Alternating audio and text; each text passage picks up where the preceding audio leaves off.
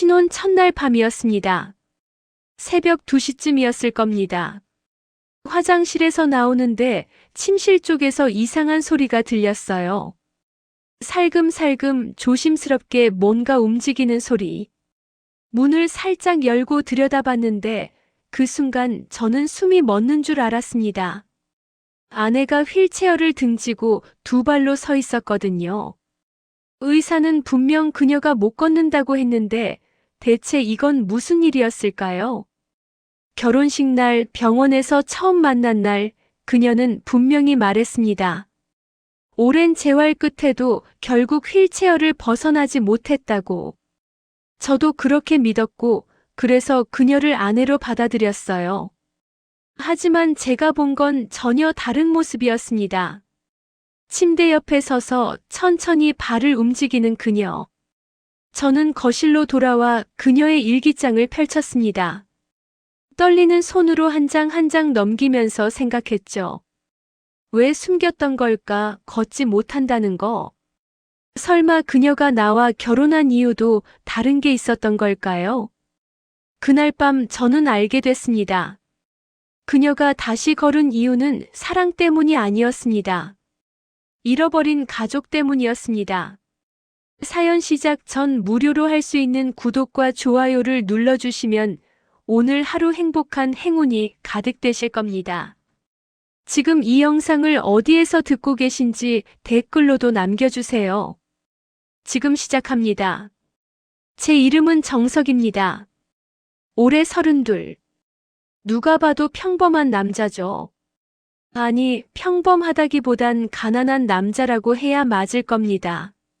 아침 6시면 일어나 공사장으로 향했고 오후 2시에 일이 끝나면 곧바로 대리운전 앱을 켰습니다. 밤 10시까지 핸들을 잡고 서울 이곳저곳을 누볐죠. 집에 돌아오면 11시. 그때부터는 배달 앱을 켜고 새벽 2시까지 오토바이를 몰았습니다. 잠은 3시간. 그렇게 하루가 지나갔어요. 왜 이렇게 살았냐고요? 가족 때문이었습니다. 8순이 넘은 할머니와 22살 여동생 지은이. 부모님은 제가 고등학교 때 교통사고로 돌아가셨고 그 뒤로 저는 가장이 됐습니다. 할머니는 당뇨에 고혈압까지 있어서 한 달에 병원비만 40만 원. 지은이는 대학 등록금에 생활비까지 필요했죠. 제가 번 돈은 한 달에 250만 원 정도. 병원비, 등록금, 생활비 내고 나면 제 몫은 거의 남지 않았습니다. 그래도 괜찮았어요. 가족이 건강하고 지은이가 웃으면 그걸로 충분했으니까요. 그런 제게 그녀가 나타난 건 작년 가을이었습니다. 대리운전 콜을 받고 강남의 한 대학병원으로 갔을 때였어요. 밤 9시쯤이었나?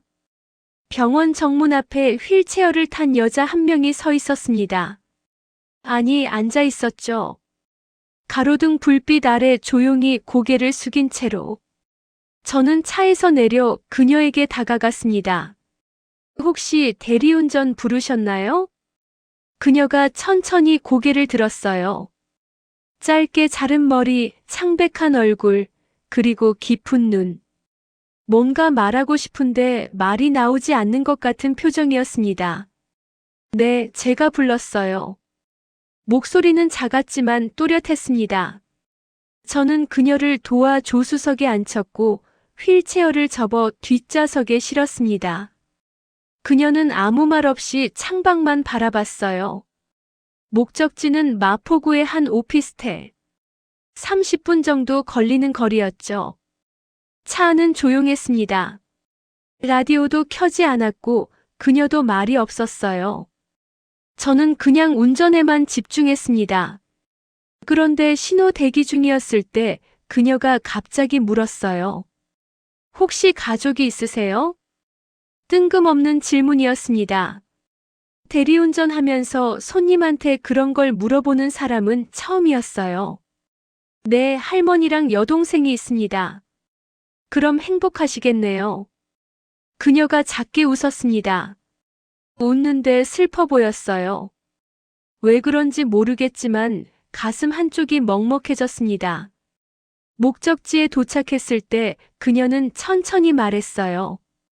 제 명함 하나 드려도 될까요? 나중에 또 연락드려도 되나요? 명함을 받아봤습니다. 이름은 한소연.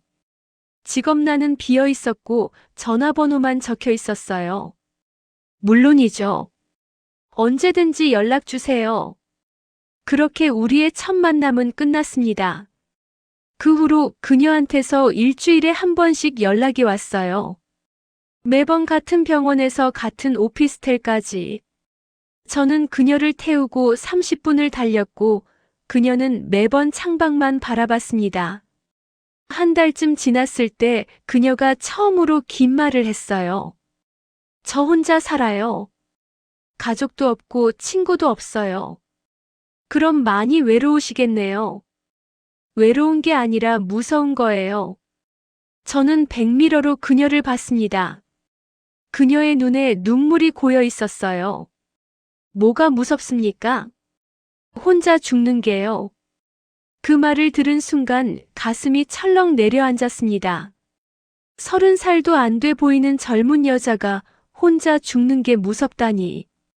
대체 무슨 일을 겪은 걸까요? 걱정 마세요. 아직 젊으시잖아요. 좋은 사람 만나서 가정도 꾸리고 그러실 거예요. 그녀가 쓸쓸하게 웃었습니다. 저 같은 사람이 누가 받아주겠어요. 이렇게 걷지도 못하는데. 그날 밤 저는 집에 돌아와서도 그녀 생각이 머릿속을 떠나지 않았습니다.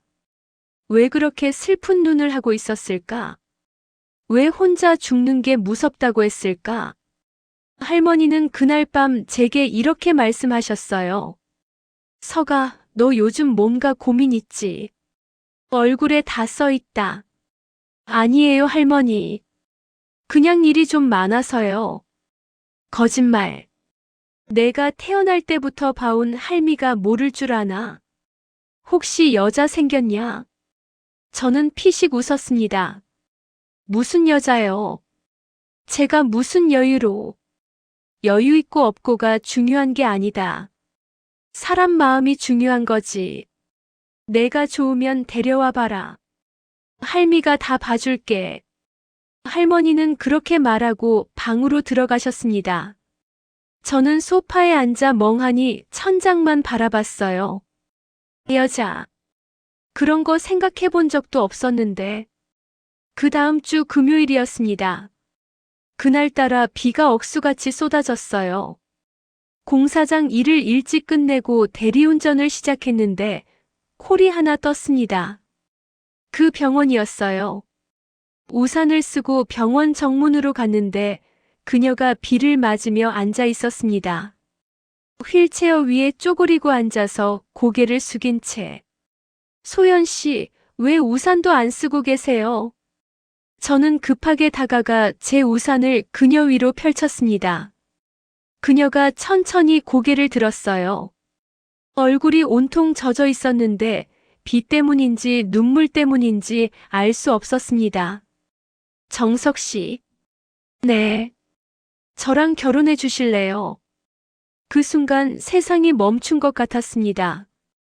빗소리도 차 소리도 모든 게 사라지고 그녀의 목소리만 들렸어요. 뭐라고요? 결혼해 주세요. 제발요.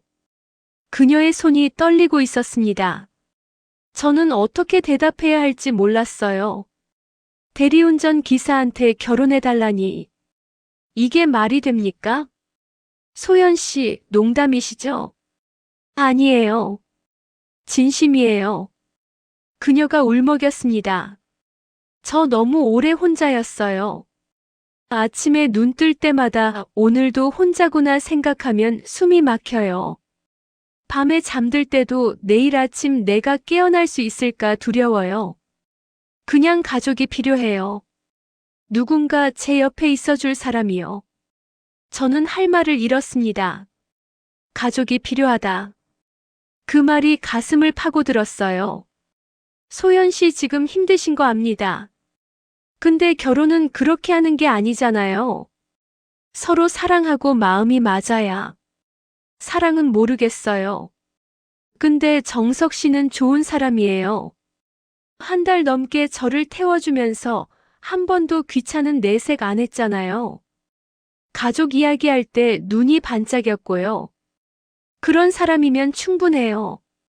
빗속에서 그녀는 계속 말했습니다. 저 아무것도 바라지 않아요. 그냥 가족이라는 이름만 있으면 돼요. 할머니랑 동생분 제가 돌봐드릴게요. 병원비도 제가 낼 수 있어요. 부모님이 남긴 보험금이 좀 있거든요. 제발요. 저는 숨을 크게 들이마셨습니다. 이건 청혼이 아니라 구원을 요청하는 소리였어요. 그녀는 지금 누군가한테 손을 뻗고 있었습니다. 생각해 볼게요. 오늘은 일단 집에 가시죠. 그날 밤 저는 그녀를 집까지 데려다 주고 한참을 차 안에 앉아 있었습니다. 결혼, 가족, 책임, 모든 게 머릿속에서 뒤엉켰어요. 집에 돌아왔을 때 할머니는 아직 안 주무시고 거실에 앉아 계셨습니다. 서가 왔냐? 왜 이렇게 늦었어? 할머니 잠깐 상의 드릴 게 있는데요. 저는 할머니 앞에 앉아 오늘 있었던 일을 다 말씀드렸습니다. 한소연이라는 여자 휠체어, 그리고 갑작스러운 청혼까지. 할머니는 한참 동안 말이 없으셨어요. 그러다 천천히 입을 여셨습니다. 그 여자 혼자 사냐고 했지. 네. 가족도 없고. 네. 그럼 우리가 가족이 돼주면 되는 거 아니냐? 할머니가 제 손을 잡았습니다. 서가, 내가 그 여자한테 마음이 있는 거 할미는 알아. 내 눈빛이 달랐다. 한 달 전부터. 걱정하지 마라. 휠체어가 뭐 대수냐? 사람이 중요하지. 데려와라. 우리가 가족 돼주자. 그날 밤 저는 잠을 한숨도 못 잤습니다. 천장을 보며 계속 생각했어요.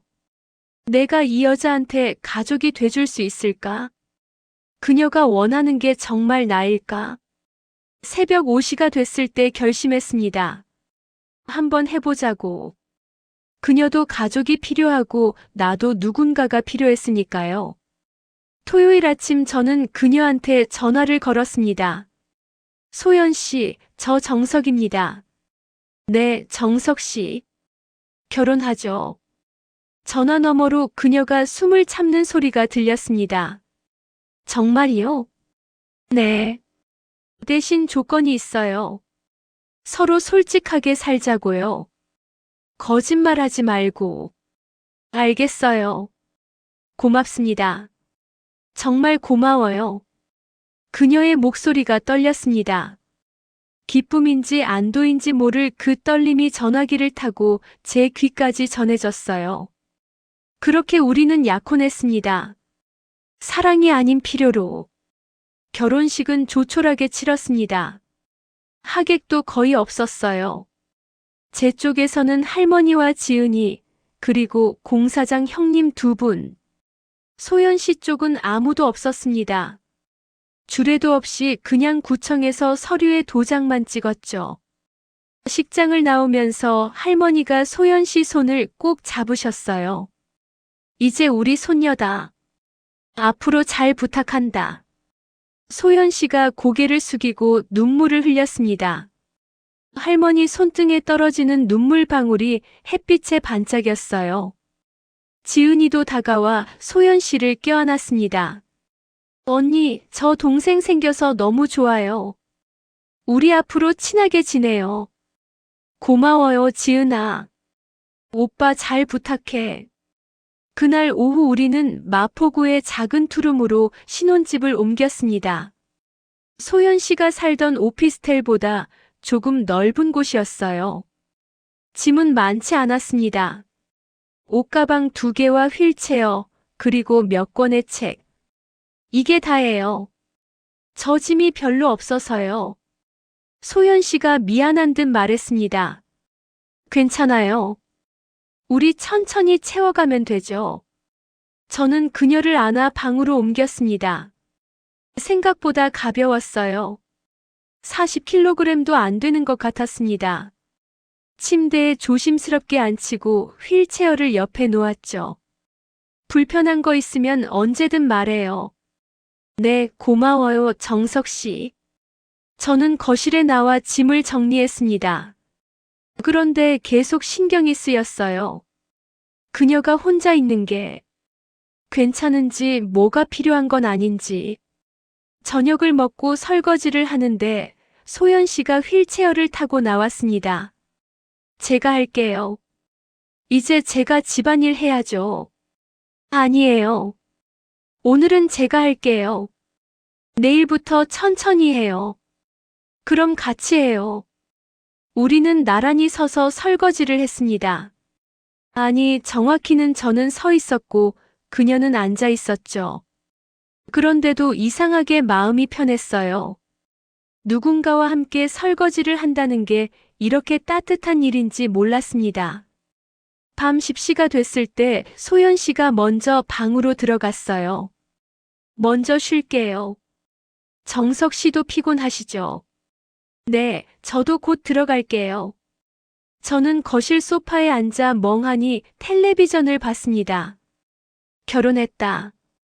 이제 나한테 아내가 있다. 실감이 나지 않았어요. 새벽 2시쯤이었을 겁니다. 화장실에 갔다가 나오는데 침실 쪽에서 소리가 들렸습니다. 살금살금 뭔가 움직이는 소리. 혹시 소연 씨가 넘어진 건 아닐까 걱정돼서 문을 살짝 열어봤어요. 그 순간 저는 숨이 멎었습니다. 소연 씨가 침대 옆에 서 있었습니다. 휠체어를 등지고 두 발로 똑바로 서서 창문을 바라보고 있었어요. 달빛이 그녀의 얼굴을 비췄습니다. 저는 뒤로 한 걸음 물러섰어요. 심장이 미친 듯이 뛰었습니다. 이게 무슨 일이지? 의사가 분명 못 걷는다고 했잖아. 그녀도 걷지 못한다고 했고. 소연 씨가 천천히 발을 움직였습니다. 한 걸음, 두 걸음. 조심스럽게 창가로 걸어갔어요. 그리고 창문에 손을 대고 밖을 내다봤습니다. 저는 조용히 거실로 돌아왔습니다. 소파에 주저앉아 머리를 감쌌어요. 도대체 뭐가 뭔지 모르겠었습니다. 그녀가 걸을 수 있다고. 그럼 왜 휠체어를 탄 거지? 왜 저한테 거짓말을 한 거죠? 책장 위에 그녀의 일기장이 놓여 있었습니다. 망설이다가 펼쳤어요. 떨리는 손으로 한 장 한 장 넘겼습니다. 첫 페이지에 이렇게 적혀 있었습니다. 오늘도 걷지 못했다. 아니, 걷지 않았다. 무서워서. 뒷장을 넘겼습니다. 재활 선생님이 걸어보라고 하셨다. 나는 고개를 저었다. 걸으면 안 된다. 그들이 떠난 건 내가 걸었기 때문이다. 손이 떨렸습니다. 계속 읽었어요. 1년이 지났다. 다리는 다 나았다. 의사는 걸을 수 있다고 한다. 하지만 나는 다시는 걷지 않을 것이다. 그게 내가 할 수 있는 유일한 속죄다. 속죄. 그 단어가 가슴을 찔렀습니다. 대체 무슨 일이 있었던 걸까요? 새벽 4시 방문이 조심스럽게 열렸습니다. 소연 씨가 휠체어를 타고 나왔어요. 저는 급하게 일기장을 덮고 눈을 감은 척했습니다. 정석 씨, 주무세요? 저는 대답하지 않았어요. 그녀가 한숨을 쉬고 다시 방으로 들어갔습니다. 그날 밤 저는 한숨도 못 잤습니다. 머릿속에는 온통 그 장면뿐이었어요. 서 있던 그녀의 모습, 걸어가던 그녀의 뒷모습, 그리고 일기장 속 그 무서운 문장들. 다음 날 아침 소연 씨는 아무렇지 않게 아침을 차렸습니다. 휠체어를 타고 부엌을 오가며 계란을 삶고 빵을 구웠어요. 잘 주무셨어요? 네, 잘 잤어요. 거짓말이었습니다. 저는 한숨도 못 잤거든요. 그녀를 똑바로 쳐다볼 수가 없었어요. 어젯밤 본 게 꿈이었는지 현실인지 헷갈렸습니다. 오늘 병원 가야 하는데 같이 가주실 수 있어요? 무슨 병원인데요? 재활병원이요. 정기 검진 받아야 해서요. 저는 고개를 끄덕였습니다. 재활병원. 거기 가면 뭔가 알 수 있을지도 몰라요. 오전 10시, 우리는 그녀가 다니던 대학병원 재활의학과로 갔습니다. 의사 선생님은 40대쯤 돼 보이는 여자분이었어요. 소연 씨, 오늘 컨디션은 어때요? 그냥 그래요. 다리 쪽은 어떻고요? 통증 있어요? 조금요. 의사가 그녀의 다리를 만져보고 이것저것 검사했습니다. 그러다 저를 봤어요. 보호자분이세요? 네, 남편입니다. 아, 결혼하셨군요. 축하드려요. 의사가 미소 지었습니다. 그러더니 진지한 표정으로 말했어요. 사실 소연 씨는 육체적으로는 걸을 수 있어요. 1년 전 사고 당시 척추와 다리에 골절이 있었지만 다 치유됐거든요. 근력도 충분하고요. 제 심장이 쿵 하고 떨어졌습니다. 그럼 왜 못 걷는 겁니까? 심리적인 문제예요. 외상 후 스트레스 장애 때문에 본인이 걷기를 거부하는 거죠. 의학적으로는 전환 장애라고 부릅니다. 그게 무슨 뜻이죠? 의사가 한숨을 쉬었습니다. 마음의 상처가 너무 깊어서 몸이 움직이지 않는 거예요. 걸을 수 있는데도 걷지 못한다고 뇌가 믿어버리는 겁니다. 사고 당시 트라우마가 워낙 커서요. 저는 소연 씨를 봤습니다. 그녀는 고개를 숙이고 있었어요. 손이 떨리고 있었습니다. 그럼 어떻게 해야 합니까? 심리치료를 병행하면서 천천히 걷는 연습을 해야 해요.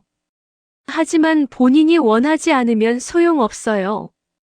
소연 씨, 당신이 걷고 싶다는 마음을 가져야 해요. 소연 씨는 대답하지 않았습니다. 진료실을 나왔을 때 저는 그녀에게 물었어요. 소연 씨, 저한테 할 말 없어요? 무슨 말이요? 어젯밤에 봤어요. 서 있는 거. 그녀의 얼굴이 하얗게 질렸습니다. 그게 왜 걷지 않는 거예요? 걸을 수 있으면서. 그녀가 입술을 깨물었습니다. 눈물이 주르륵 흘러내렸어요. 무서워서요. 뭐가 무섭다는 거예요? 또 잃을까봐요. 저는 그녀 앞에 무릎을 꿇었습니다. 눈높이를 맞추고 그녀의 손을 잡았어요. 천천히 말해봐요. 제가 들어줄게요. 소연 씨가 떨리는 목소리로 말하기 시작했습니다. 천천히 말해봐요. 제가 들어줄게요. 소연 씨가 떨리는 목소리로 말하기 시작했습니다. 1년 전이었어요. 부모님이랑 남동생이랑 같이 여행 가는 길이었죠. 제가 운전했어요. 고속도로에서 졸음이 왔는데 괜찮다고 생각했어요. 그런데 그게 아니었어요. 그녀의 목소리가 끊겼습니다. 순간 졸았어요. 그리고 가드레일을 들이받았어요. 차가 뒤집혔고 저는 의식을 잃었죠. 깨어났을 때는 병원이었어요. 의사가 말했어요. 가족은 모두 즉사했다고. 저는 그녀의 손을 더 세게 잡았습니다. 제 잘못이에요. 제가 졸지만 않았어도 다들 살았을 거예요. 그래서 다시는 걷지 않기로 했어요. 제 다리가 움직였기 때문에 그들이 죽었으니까요. 소연 씨, 매일 밤 꿈을 꿔요. 가족들이 저를 원망하는 꿈. 왜 살아남았냐고, 왜 혼자만 살아남았냐고 물어요. 그래서 걸으면 안 돼요. 이게 제가 할 수 있는 유일한 벌이거든요. 그녀가 흐느꼈습니다. 저는 그녀를 꼭 껴안았어요. 그녀의 어깨가 제 품속에서 떨렸습니다. 당신 잘못이 아니에요. 아니에요. 제 잘못이에요. 사고였어요. 누구도 원하지 않은 사고였고요. 하지만 그분들이 당신을 원망했을까요? 아니에요. 당신이 살아남아서 오히려 다행이라고 생각하셨을 거예요. 소연 씨가 고개를 저었습니다. 모르겠어요. 아무것도 모르겠어요. 우리는 한참을 그렇게 있었습니다. 병원 복도 한 구석에서 서로를 붙잡은 채 집으로 돌아오는 길에 소연 씨가 작게 물었어요. 이혼하고 싶으세요? 왜요? 제가 거짓말했잖아요. 걷지 못한다고. 저는 고개를 저었습니다. 아니에요. 당신은 거짓말한 게 아니에요. 그냥 아팠던 거예요. 지금도 아프고요. 그럼 저랑 계속 살 거예요? 물론이죠. 우린 부부잖아요. 소연 씨가 처음으로 환하게 웃었습니다. 그 웃음이 너무 예뻐서 저도 따라 웃었어요. 그날 저녁 저는 할머니께 전화를 드렸습니다. 할머니, 소연 씨 좀 복잡한 사정이 있는 것 같아요. 그래, 사람이면 다 사연이 있는 법이다. 천천히 풀어가거라. 우리가 가족이 돼준다고 했잖냐. 네, 할머니. 서가 사람은 말이다. 아픈 만큼 성장하는 거야. 그 아이도 아픈 만큼 더 단단해질 게다. 내가 옆에 있어줘라. 할머니의 목소리는 따뜻했습니다. 그날 밤 저는 소연 씨 옆에 누웠어요. 그녀는 벌써 잠든 것 같았습니다. 규칙적인 숨소리가 들렸거든요. 저는 천장을 보며 생각했습니다. 이 사람을 어떻게 도와줄 수 있을까? 어떻게 하면 다시 걷게 할 수 있을까? 그때 옆에서 작은 목소리가 들렸어요. 정석 씨, 자요? 아니요, 앉았어요. 고마워요. 저 같은 사람 받아줘서. 당신 같은 사람이 뭐예요? 좋은 사람인데. 저 노력해 볼게요. 다시 걷는 거. 당신이 옆에 있으니까 할 수 있을 것 같아요. 제 가슴이 뜨거워졌습니다. 천천히 해요. 급하지 않으니까. 네. 그녀의 손이 제 손을 찾았습니다. 저는 그 손을 꼭 잡았어요. 우리는 손을 잡은 채 잠이 들었습니다. 일주일이 지났습니다. 그동안 저는 소연 씨와 많은 이야기를 나눴어요. 그녀의 과거에 대해서, 그녀가 잃어버린 가족에 대해서. 어느 날 저녁 소연 씨가 앨범 한 권을 꺼냈습니다. 보여드릴 게 있어요. 앨범을 펼쳤을 때 제일 먼저 보인 건 가족 사진이었어요. 아버지, 어머니, 그리고 10살쯤 돼 보이는 남동생. 모두 환하게 웃고 있었습니다. 이게 마지막 가족 사진이에요. 사고 나기 한 달 전에 찍었죠. 소연 씨의 손가락이 사진 위를 쓸어내렸습니다. 아버지는 평범한 회사원이었어요. 매일 아침 6시에 일어나서 출근 준비하시고 저녁엔 늦게 들어오셨죠. 하지만 주말만 되면 꼭 가족들이랑 시간을 보내셨어요. 그녀가 다음 장을 넘겼습니다. 어머니는 초등학교 선생님이셨어요. 학생들을 정말 사랑하셨죠. 집에 와서도 숙제 검사하시고 일기장 읽어주시고 저한테도 늘 따뜻하셨어요. 목소리가 떨렸습니다. 동생 준호는 중학교 1학년이었어요. 축구를 좋아했고 꿈이 축구 선수였죠. 매일 학교 끝나면 운동장에서 공 차고 놀았어요. 그날도 여행 가면서 축구공을 챙겼거든요. 소연 씨가 사진을 만졌습니다. 동생의 얼굴을 손끝으로 천천히 쓸어내렸어요. 사고 나기 전날 밤 준호가 제 방에 왔어요. 누나 내일 운전 조심해달라고. 자기는 축구 선수 돼서 누나한테 멋진 집 사줄 거래요. 그게 마지막이었어요. 눈물이 그녀의 뺨을 타고 흘러내렸습니다. 사고 나던 날 아침 기억나요. 고속도로 휴게소에서 쉬었는데 준호가 아이스크림 사달라고 했어요. 저는 귀찮다고 안 사줬어요. 조금만 참으라고. 그게 동생한테 한 마지막 말이었죠. 저는 그녀의 어깨를 감싸 안았습니다. 오후 2시쯤이었어요. 경부 고속도로 땡땡 구간. 갑자기 눈앞이 흐려지더니 정신이 아득해졌어요. 깨어났을 때는 병원 중환자실이었고 의사가 말했어요. 가족은 모두 현장에서 사망했다고. 그녀가 앨범을 덮었습니다. 장례식은 제가 참석하지 못했어요. 다리가 부러지고 척추도 다쳐서 움직일 수가 없었거든요. 병실에서 혼자 울었어요. 3달 동안. 그러다 어느 날 의사가 말했어요. 다리가 다 나았으니 이제 재활하면 걸을 수 있다고. 소연 씨가 저를 봤습니다. 그때 생각했어요.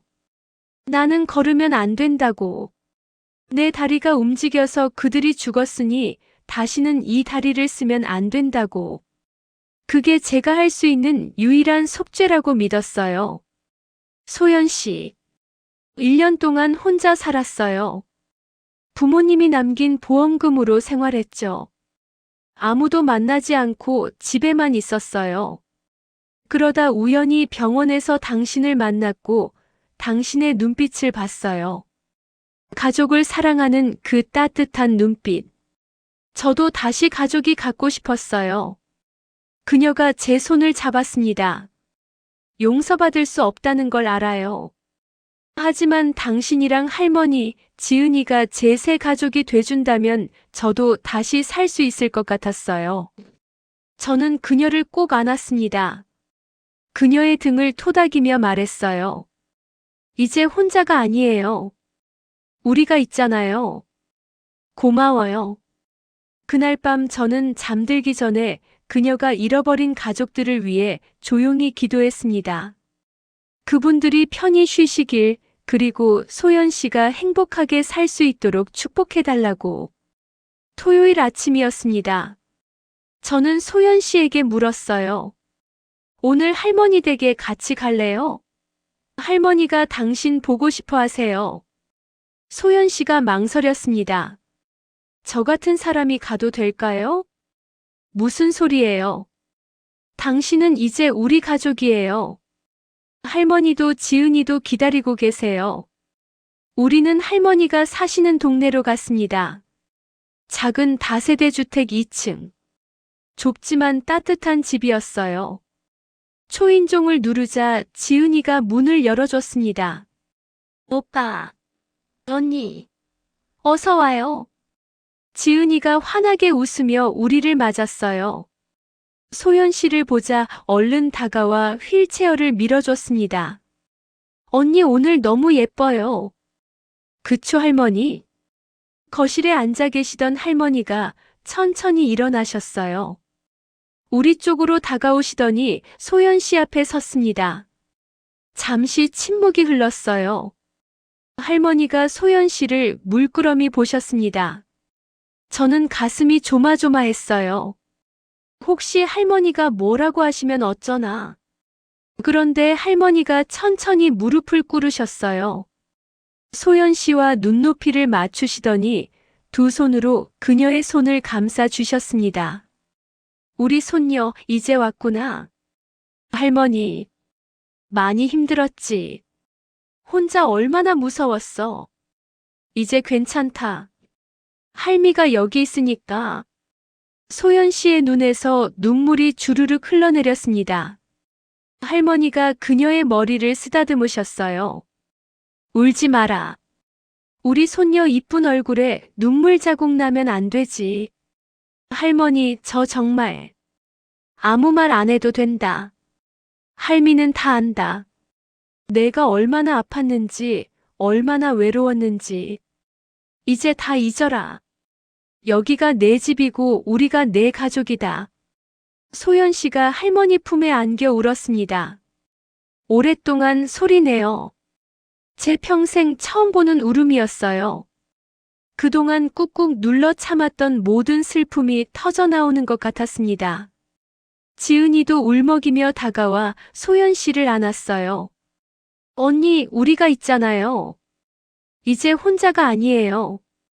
저도 눈시울이 뜨거워졌습니다. 가족. 이게 가족이구나. 피가 섞이지 않아도 오래 알지 못했어도 서로를 아끼는 마음만 있으면 가족이 될 수 있구나. 한참을 그렇게 있다가 할머니가 일어서셨어요. 자, 이제 밥 먹자. 할미가 너 좋아할 것 같아서 미역국 끓였다. 미역국이요? 응, 내 생일이 언제냐? 생일날 미역국 끓여줘야지. 소연 씨가 놀란 얼굴로 저를 봤어요. 저는 어깨를 으쓱했습니다. 사실 지난주에 주민등록 등본 떼면서 알게 됐거든요. 다음 주 화요일이에요. 할머니가 손뼉을 쳤어요. 그럼 그날 다시 오너라. 할미가 잔치국수에 미역국에 다 해줄게. 할머니, 너무 무리하지 마세요. 무슨 무리야? 우리 손녀 생일인데. 당연히 해줘야지. 식사를 하는 동안 할머니와 지은이는 소연 씨에게 이것저것 물어봤어요. 뭘 좋아하는지, 어떤 음식을 잘 먹는지, 취미는 뭔지. 소연 씨는 처음에는 조심스럽게 대답하다가 점점 편안해졌습니다. 얼굴에 웃음이 돌았어요. 그 웃음을 보는 제 마음도 따뜻해졌습니다. 식사 후 지은이가 소연 씨 손을 잡고 자기 방으로 갔어요. 언니, 저 언니 줄 거 있어요. 잠깐만 기다려요. 잠시 후 지은이가 작은 상자를 들고 나왔습니다. 이거 제가 만든 건데요. 언니한테 드리고 싶어서요. 상자를 열자 손뜨개로 만든 목도리가 들어 있었어요. 연한 하늘색 목도리였습니다.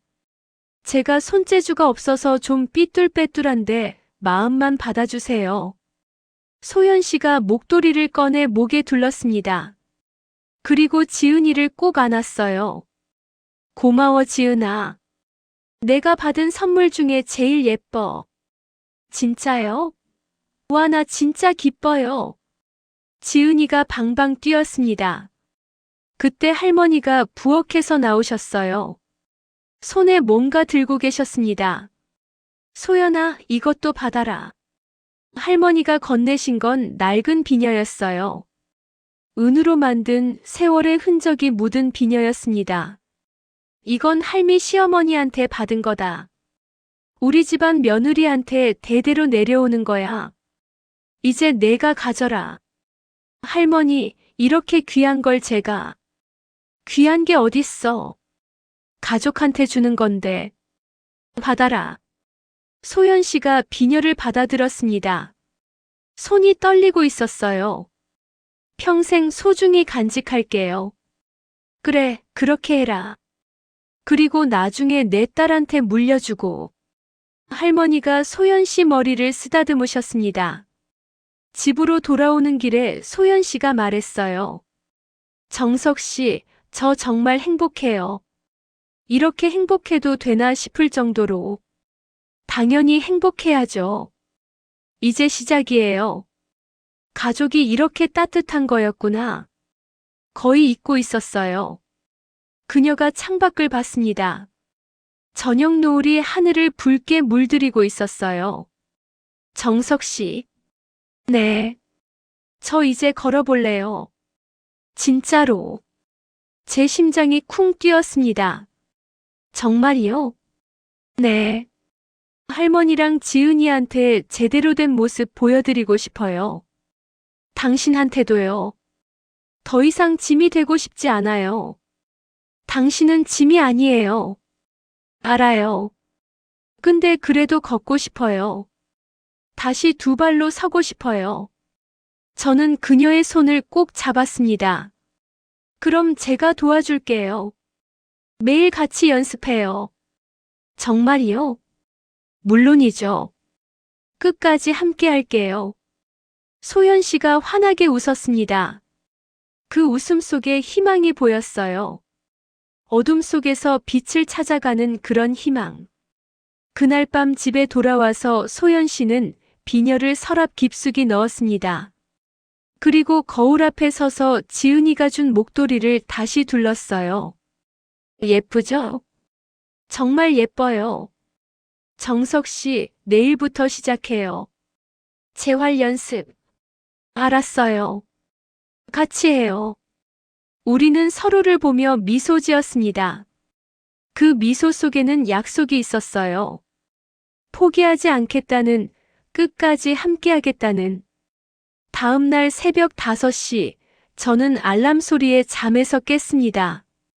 옆을 보니 소연 씨는 이미 일어나 앉아 있었어요. 못 주무셨어요? 아니요, 일찍 깼어요. 긴장돼서. 오늘부터 본격적으로 재활을 시작하기로 했거든요. 병원 재활센터가 아니라 우리 둘만의 방식으로요. 준비됐어요? 소연 씨가 고개를 끄덕였습니다.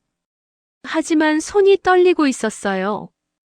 저는 그 손을 잡았습니다. 천천히 해요. 급하지 않아요. 우리는 아파트 단지 내 산책로로 나갔습니다. 새벽 공기가 차갑고 상쾌했어요.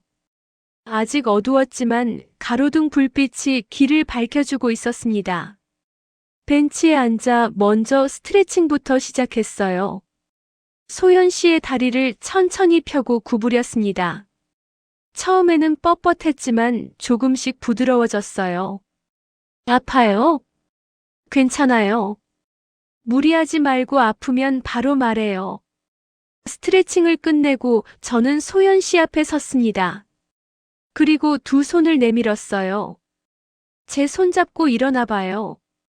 소연 씨가 제 손을 잡았습니다. 저는 천천히 그녀를 잡아당겼어요. 그녀가 휠체어에서 일어났습니다. 두 발로 서는 순간 그녀의 몸이 심하게 흔들렸어요. 괜찮아요. 제가 잡고 있으니까. 소연 씨가 숨을 크게 들이마셨습니다. 눈을 꼭 감았다가 천천히 떴어요. 무섭지 않아요? 무서워요. 엄청. 근데 당신이 있으니까 조금 덜 무서워요.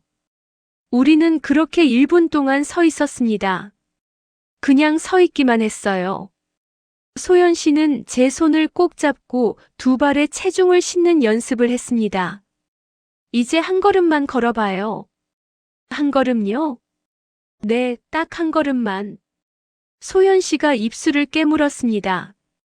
그리고 천천히, 정말 천천히 오른발을 들어 올렸어요. 10cm도 안 되는 거리. 하지만 그녀에게는 엄청난 도전이었습니다. 발이 바닥에 닿았을 때 소연 씨가 비명을 질렀어요. 으악! 몸이 앞으로 쓰러지려 했습니다. 저는 얼른 그녀를 안았어요. 괜찮아요. 제가 잡았어요. 미안해요. 너무 무서워서. 괜찮아요. 잘했어요. 한 걸음 걸었잖아요. 이게 걷는 거예요? 그럼요. 완벽한 한 걸음이었어요. 그날 우리는 5걸음을 걸었습니다. 벤치에서 가로등까지. 5m도 안 되는 거리였지만 소연 씨는 땀을 뻘뻘 흘렸어요. 휠체어에 다시 앉았을 때 소연 씨가 울었습니다. 왜 울어요? 걸었어요. 제가 진짜 걸었어요. 그럼요, 잘했어요. 1년 만이에요. 1년 만에 걸어본 거예요. 저는 그녀를 꼭 안았습니다. 그녀의 어깨가 제 품에서 떨렸어요. 기쁨과 슬픔이 뒤섞인 울음이었습니다.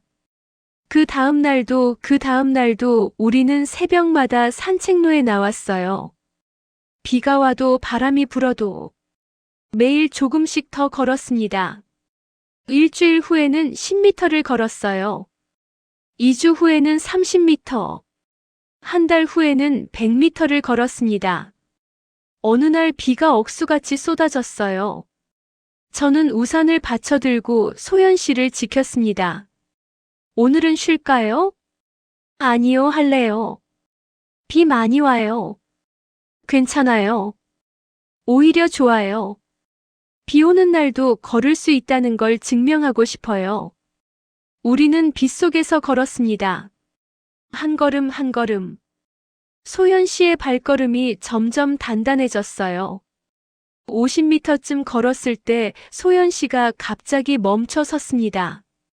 정석 씨. 네. 손 놓아봐요. 뭐라고요? 혼자 서볼게요. 저는 망설였습니다.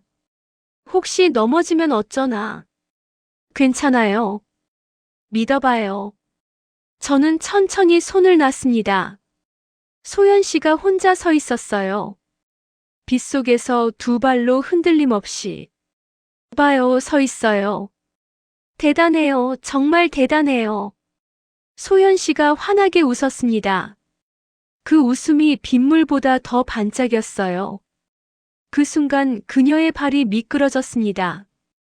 저는 재빨리 달려가 그녀를 붙잡았어요. 우리는 함께 넘어졌습니다. 젖은 땅바닥 위에. 아이고, 괜찮아요? 우리는 진흙투성이가 됐어요. 소연 씨가 갑자기 웃기 시작했습니다. 깔깔거리며 웃었어요. 저도 따라 웃었습니다. 우리 지금 뭐 하는 거예요? 재활이요, 재활. 이게 재활이에요? 그럼요, 넘어지는 것도 연습이죠. 우리는 빗속에 누워 한참을 웃었습니다. 그렇게 웃다가 소연 씨가 말했어요. 정석 씨, 사랑해요. 처음 듣는 말이었습니다. 우리는 결혼했지만 한 번도 사랑한다는 말을 하지 않았거든요. 저도요, 소연 씨. 사랑해요. 빗속에서 우리는 키스했습니다. 처음으로. 진흙투성이에 젖은 옷을 입은 채로. 하지만 그 어떤 순간보다 아름다웠어요. 두 달이 지났을 때 소연 씨는 300m를 걸었습니다. 세 달이 지났을 때는 500m. 넉 달째에는 800m를 걸었어요. 할머니와 지은이도 주말마다 우리랑 함께 산책했습니다. 소연 씨가 걷는 모습을 보며 할머니는 계속 눈물을 닦으셨어요. 우리 손녀 대단하다. 정말 대단해. 지은이는 소연 씨 옆에서 함께 걸으며 응원했습니다. 언니 파이팅. 조금만 더. 어느 날 재활센터 선생님이 제안했어요. 소연 씨, 다음 달에 재활센터에서 1km 걷기 행사해요. 참가해보는 게 어때요? 1km요? 네, 다른 재활 환자분들이랑 같이 걷는 거예요. 가족도 함께 참여할 수 있어요. 소연 씨가 저를 봤습니다. 눈빛에 두려움과 기대가 섞여 있었어요. 해봐요. 할 수 있어요. 정말이요? 물론이죠. 우리 지금까지 얼마나 많이 걸었는데요. 소연 씨가 선생님께 말했어요. 할게요. 도전해 볼게요. 행사 당일 아침, 우리는 일찍 재활센터로 갔습니다. 할머니와 지은이도 함께였어요. 센터 운동장에는 50명 정도의 참가자들이 모여 있었습니다. 휠체어를 탄 사람, 목발을 짚은 사람, 보행기를 쓰는 사람. 모두 각자의 사연을 안고 이곳에 왔어요. 출발선에서 소연 씨가 떨고 있었습니다. 떨려요. 괜찮아요. 제가 옆에서 같이 걸을게요. 넘어지면 어떡해요? 넘어지면 다시 일어서면 돼요. 우리 연습 많이 했잖아요. 할머니가 다가와 소연 씨 손을 잡으셨어요. 소연아, 끝까지 가지 않아도 된다. 내가 걸을 수 있는 만큼만 걸어라. 그것만으로도 할미는 자랑스럽다. 지은이도 손을 잡았습니다. 언니, 우리 꼬린 지점에서 기다릴게요. 언니가 오는 모습 보면서요. 출발 신호가 울렸습니다. 사람들이 천천히 움직이기 시작했어요. 소연 씨도 한 걸음 내디뎠습니다. 저는 그녀 옆에서 함께 걸었어요. 100m, 200m. 소연 씨는 꾸준히 걸었습니다. 숨이 차오르기 시작했지만 멈추지 않았어요. 400m 지점에서 소연 씨가 비틀거렸습니다. 저는 얼른 그녀를 붙잡았어요. 잠깐 쉴까요? 아니요, 계속 갈래요. 무리하지 마요. 괜찮아요. 할 수 있어요. 우리는 다시 걸었습니다. 500m, 600m. 다리가 떨리기 시작했어요. 소연 씨의 이마에 땀이 맺혔습니다. 700m 지점에서 소연 씨가 주저앉았어요. 못하겠어요. 다리가 안 움직여요. 조금만 더 가면 돼요. 300m밖에 안 남았어요. 너무 힘들어요. 저는 무릎을 꿇고 그녀와 눈을 맞췄습니다. 소연 씨, 여기까지 온 거 봐요. 700m나 걸었잖아요. 1년 전에는 상상도 못했던 거예요. 하지만 할머니랑 지은이가 저기서 기다리고 있어요. 우리 손녀 오는 거 보고 싶어서. 끝까지 가봐요. 제가 도와줄게요. 소연 씨가 제 손을 잡았습니다. 저는 그녀를 일으켜 세웠어요. 우리는 다시 걸었습니다. 한 걸음 한 걸음. 이제 걸음이 아니라 거의 질질 끌리는 것 같았지만 멈추지 않았어요. 800m, 850m, 900m. 저 멀리 꼬린 지점이 보였습니다. 할머니와 지은이가 손을 흔들고 있었어요. 소연아, 조금만 더. 언니 파이팅. 소연 씨가 울먹였습니다. 거의 다 왔어요. 조금만 더. 950m. 소연 씨의 다리가 완전히 풀렸어요. 저는 그녀를 안아 올리려 했습니다. 아니요, 제가 걸을게요. 끝까지 제 발로 걸을 거예요. 마지막 50m. 소연 씨는 한 발 한 발 천천히 내디뎠습니다. 주위 사람들이 박수를 쳤어요. 파이팅! 조금만 더. 할 수 있어요. 10m, 5m, 3m. 드디어 꼬린 지점. 소연 씨가 결승선을 밟는 순간 무릎이 꺾였어요. 저는 그녀를 안았습니다. 해냈어요. 해냈어요. 할머니와 지은이가 달려왔습니다. 우리는 4명이 함께 포옹했어요. 대단하다 우리 손녀. 정말 대단해. 언니 최고예요.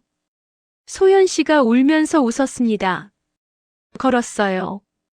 1km를 걸었어요. 그럼요, 완주했어요. 사람들이 박수를 쳤습니다. 우리는 서로를 껴안고 한참을 울었어요. 기쁨의 눈물이었습니다. 그날 저녁 우리는 할머니 댁에서 저녁을 먹었습니다. 할머니가 미역국과 잔치국수를 끓여주셨어요. 오늘은 우리 손녀 1km 완주한 날이다. 축하한다. 우리는 건배를 했습니다. 소연 씨는 계속 웃고 있었어요. 제 평생 본 것 중 가장 행복한 얼굴이었습니다. 식사 후 소연 씨가 조용히 말했어요. 가족은요, 잃어버리면 다시 만들면 되는 거예요. 할머니가 고개를 끄덕이셨습니다. 맞다. 가족은 피로 이어지는 게 아니라 마음으로 이어지는 거야. 지은이가 소연 씨 손을 잡았어요. 우리 영원히 가족이에요, 언니. 그래, 영원히. 저는 그들을 바라보며 생각했습니다. 가족. 이게 진짜 가족이구나. 서로의 상처를 보듬어주고 함께 걸어주고 끝까지 포기하지 않는 것. 밤에 집으로 돌아왔을 때 소연 씨가 말했어요. 정석 씨, 고마워요. 저를 여기까지 데려와줘서. 제가 뭘 했다고요? 소연 씨가 다 한 거예요. 아니에요. 당신이 없었으면 전 아직도 휠체어에 앉아 있었을 거예요. 혼자서 무서워하면서요. 저는 그녀를 안았습니다. 이제 혼자가 아니에요. 우리가 있잖아요. 네, 우리가 있어요. 창밖으로 별이 반짝이고 있었습니다. 우리는 나란히 창가에 서서 그 별을 바라봤어요. 두 발로 함께 서서. 삶은 때때로 우리에게 깊은 상처를 남깁니다. 사랑하는 사람을 잃는 아픔, 자신을 용서하지 못하는 죄책감, 혼자 남겨진 외로움. 하지만 그 상처 속에서도 우리는 다시 일어설 수 있습니다. 누군가의 손을 잡는 순간 그 상처는 길이 되고 그 길 끝에서 우리는 다시 걷게 됩니다. 소연 씨는 가족을 잃었지만 새로운 가족을 만났습니다. 걷는 것을 포기했지만 사랑으로 다시 걸었습니다. 그리고 1km라는 기적을 이뤄냈죠. 여러분도 지금 힘든 시간을 보내고 계신가요? 혹시 혼자라고 느끼시나요? 포기하고 싶으신가요? 괜찮습니다. 상처는 누구에게나 있습니다. 중요한 건 그 상처를 안고도 다시 일어서는 용기입니다. 그리고 그 용기는 혼자가 아닐 때 더 큽니다. 당신의 삶에도 함께 걸어줄 사람이 있기를 바랍니다. 손을 잡아줄 사람, 넘어졌을 때 다시 일으켜 세워줄 사람, 끝까지 함께할 사람. 가족은 잃어버리면 다시 만들면 됩니다. 사랑은 상처 위에서도 꽃을 피웁니다. 그리고 우리는 누구나 다시 걸을 수 있습니다. 오늘 영상이 여러분께 조금이나마 위로가 됐다면 그냥 나가지 마시고 좋아요 한 번만 꾹 눌러주세요. 그리고 주변에 저처럼 고생하는 가족이나 친구가 있다면 이 영상을 공유해서 그분들께 알려주세요. 당신의 공유 한 번이 한 사람의 인생을 바꿀 수 있습니다. 구독하시면 다음에도 좋은 사연을 놓치지 않을 수 있습니다. 당신의 삶에도 다시 걷게 할 사람이 있기를, 그리고 당신이 누군가에게 그런 사람이 되기를 진심으로 바랍니다.